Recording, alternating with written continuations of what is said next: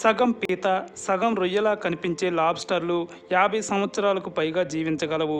ఒక్కొక్కటి 20 కేజీల దాకా బరువు పెరగగలవు. అయితే సముద్ర అట్టడుగు భాగంలో జీవించే వీటిని 2 కేజీల బరువు పెరగగానే వేటాడి తినేస్తున్నారు. ఇవి ఎక్కువ మందికి నచ్చే సముద్ర ఆహారాల్లో ఒకటి. ఉత్తర అమెరికాలో అక్కడక్కడ పిల్లి లాంటి రక్కూన్లు కనిపిస్తాయి. ఇవి ఆహారం తినేటప్పుడు దాన్ని నీటిలో కడిగి తింటాయి లేదా కనీసం ఆహారాన్ని తుడుచుకొని తింటాయి. ఇది వీటికి పూర్వం నుంచి వచ్చిన అలవాటు. పూర్వం ఈ జాతి జంతువులు ఆహారం కోసం నీటిలో వేటాడేవి. ఇప్పుడు ఇవి జనావాసాల్లోకి వస్తూ ఆహారం వెతుక్కుంటున్నాయి. అలా దొరికిన ఆహారాన్ని కడుక్కొని లేదా శుభ్రం చేసుకొని తింటున్నాయి.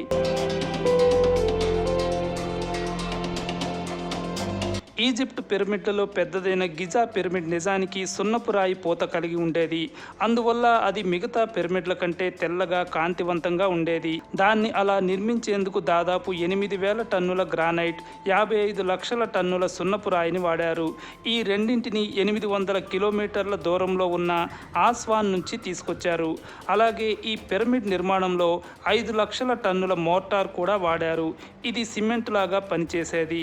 ఎంతో అద్భుతంగా ఈ పిరమిడ్ని నిర్మించగా కాలక్రమంలో సున్నపు రాయి తొలగిపోయిందని చెబుతారు. ఇప్పటికీ పిరమిడ్ శిఖర భాగంలో లైమ్ స్టోన్ కనిపిస్తూ ఉంటుంది. మన సౌర కుటుంబంలో అత్యంత వేడి గ్రహంగా శుక్రగ్రహం ఉంది. నిజానికి సూర్యుడికి దగ్గరగా ఉండేది బుధ గ్రహం కాబట్టి మెర్క్యూరీయే ఎక్కువ వేడిగా ఉండాలి. అలా కాకుండా వీనస్ వేడిగా ఎందుకు ఉంది అనే దానికి ప్రత్యేక కారణం ఉంది. మెర్క్యూరీపై పగటి వేళ 430 డిగ్రీల సెల్సియస్ వేడి ఉంటుంది. కానీ ఈ గ్రహంపై వాతావరణం ఉండదు. అందువల్ల వేడిని గ్రహించలేదు. రాత్రి వేళ ఉష్ణోగ్రత -180 డిగ్రీల సెల్సియస్కి చేరుతుంది. వీనస్ విషయానికి వస్తే ఆ గ్రహంపై వాతావరణం ఉంది.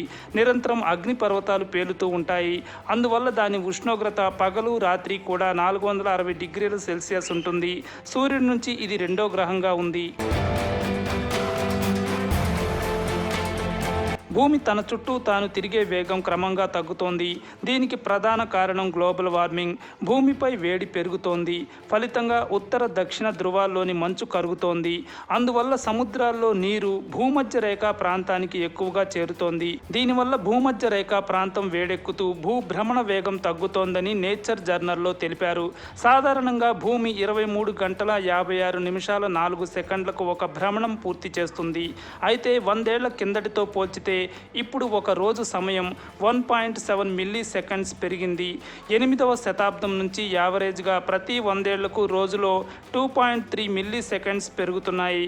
అందువల్ల రోజులు పెద్దవవుతున్నాయి.